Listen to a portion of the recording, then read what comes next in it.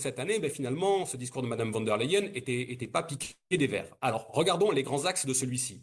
D'abord, le premier point, comme d'habitude, c'est le tropisme de Madame von der Leyen, qui est celui qui a présidé à la constitution de sa commission, son tropisme vers l'Est et sur le conflit russo-ukrainien. Oui. Madame von der Leyen s'est présentée une fois encore, avec un ton extrêmement martial, comme un chef de guerre. Et si je dis ça, c'est qu'elle employait les termes qui vont avec. Je cite Madame von der Leyen, elle a dit l'Europe doit se battre. Elle a dit l'Europe aura-t-elle le courage de se battre. Donc on voit, ne serait-ce que dans le vocabulaire, où Madame von der Leyen veut nous amener.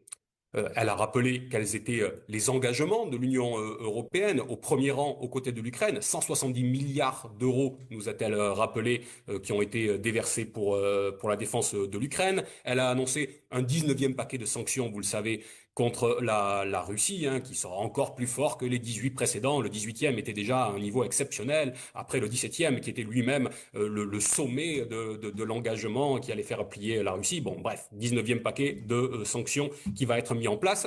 Et elle a annoncé un nouveau programme qui va s'appeler Avantage militaire qualitatif. Alors ça serait des investissements qui devraient être faits directement pour la défense ukrainienne. Et ce faisant, que fait Madame von der Leyen? Eh bien, elle s'accapare le sujet de la défense. Ce n'est pas une prérogative de l'Union européenne, mais pourtant, elle se l'accapare. Elle se l'accapare avec le plan Rearm Europe, le plan de 800 milliards d'euros qui avait été annoncé il y a maintenant quelques mois. Elle nous dit qu'au sein de ce plan Rearm Europe, il y aura 150 milliards d'euros, le plan SAFE, qui va être un plan qui va permettre de réaliser des investissements communs en matière de défense. Et elle nous dit que, pour le coup, les pays se sont engagés et que tous ont été tapés à la porte pour avoir des prêts qui permettront ces investissements. Sauf que ces investissements sont aussi ouverts à l'Ukraine et donc pas simplement aux pays de l'Union européenne, et qu'elle y a rajouté une nouvelle condition, Madame von der Leyen.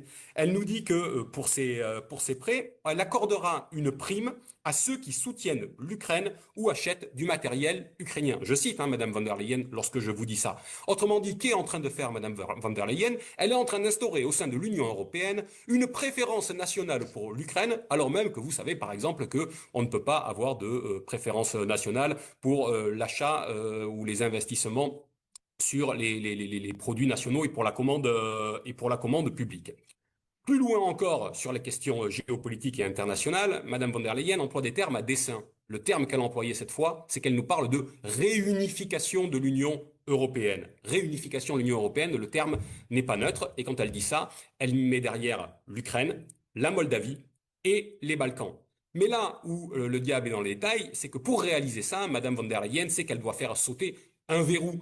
Et ce verrou, c'est la question de l'unanimité, la sempiternelle unanimité au sein de l'Union Oui. européenne.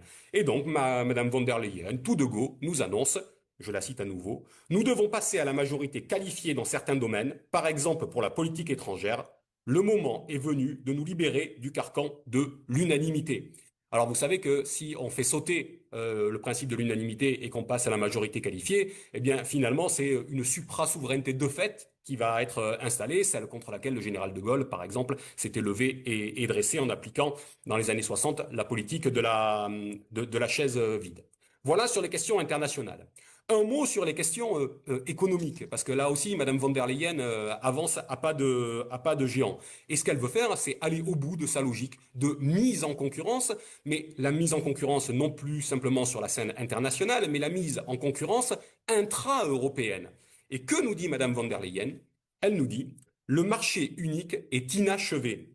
Les barrières au sein du marché unique sont équivalentes à 45% de droits de douane sur les marchandises et 110% sur les services. Et donc, qu'est-ce qu'elle se propose de faire? Eh bien, de libéraliser encore un petit peu plus tout ça, finalement, pour faire sauter les dernières et maigres protections économiques que les États pouvaient maintenir Mm. en place.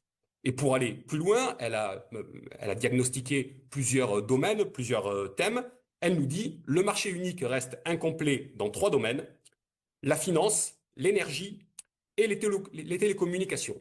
Alors sur la finance, elle détaille un petit peu. Et sur la finance, elle nous dit ce qu'il faut investir, c'est ce sur quoi il faut aller, ce qu'il faut libéraliser plus encore, c'est la question de l'épargne et des investissements. Oui, on avait compris la question de l'épargne. On avait bien vu passer le rapport de Monsieur Draghi il y a quelques mois, qui nous disait qu'il y avait 1390 milliards d'euros d'épargne par an des Européens et qui voulait aller taper dedans et qui voulait aller faire finalement les poches des Européens. Et on avait vu Madame von der Leyen à sa suite durant l'été avec Monsieur Trump lui promettre 600 milliards d'euros d'investissement, donc le fait de faire glisser de l'épargne des Européens vers les États-Unis, donc sur les 3 prochaines années.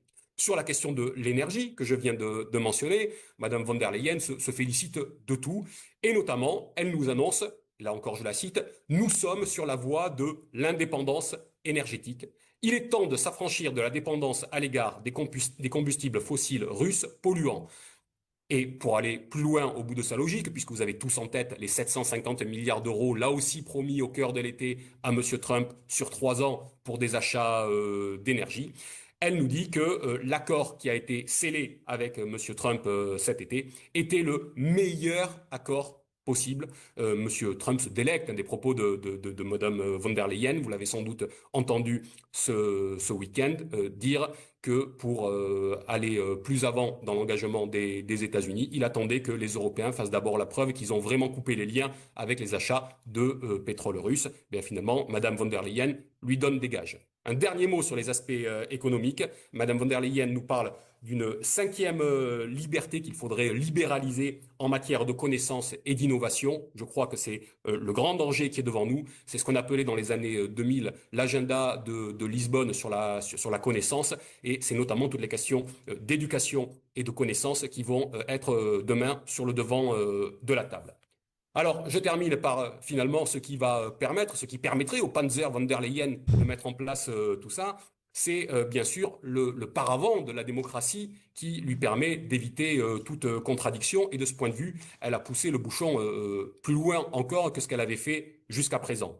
Elle nous a bien sûr rappelé le bouclier européen de la démocratie qui a été mis en place dans les orientations Oui. 2024-2029 et notamment la commission que vous connaissez des 33 eurodéputés présidée par Madame Loiseau, qui doit lutter théoriquement contre la manipulation de l'information, la désinformation, les ingérences étrangères et faire de l'éducation aux médias. Mais elle rajoute au sein de celui-ci, pardon, un nouvel organe qui serait le Centre européen pour la résilience démocratique. C'est tout beau, c'est tout mignon comme nom. Son but, c'est faire la même chose que le bouclier européen de la démocratie, surveiller, détecter les manipulations. On n'en sait pas beaucoup plus. Elle a balancé le nom, elle a balancé le pavé. On ne sait pas quel est le statut légal de celui-ci, on ne sait pas quel sera son budget. On On va ne y sait pas si revenir, ce je sera un précise organisme dans quelques européen. secondes, ouais, avec Virginie Geron et Rodrigo Ballester sur ce Voilà, centre. ils vont nous détailler ça ou Ouais. un réseau d'agences nationales. Mais enfin, elle a prévu le cadre, mais le cadre finalement, il a une seule issue. Et Madame von der Leyen, ça n'est pas caché, et je termine là-dessus. Elle nous a dit, nous sommes prêts à renforcer la majorité démocratique pro-européenne. Écoutez bien, car c'est la seule qui puisse répondre aux attentes des Européens. Autrement dit, there is no alternative, aurait dit Margaret Thatcher. Eh bien voilà ce que nous jette Madame von der Leyen à la figure, ce qu'il fallait démontrer d'une certaine manière. Merci.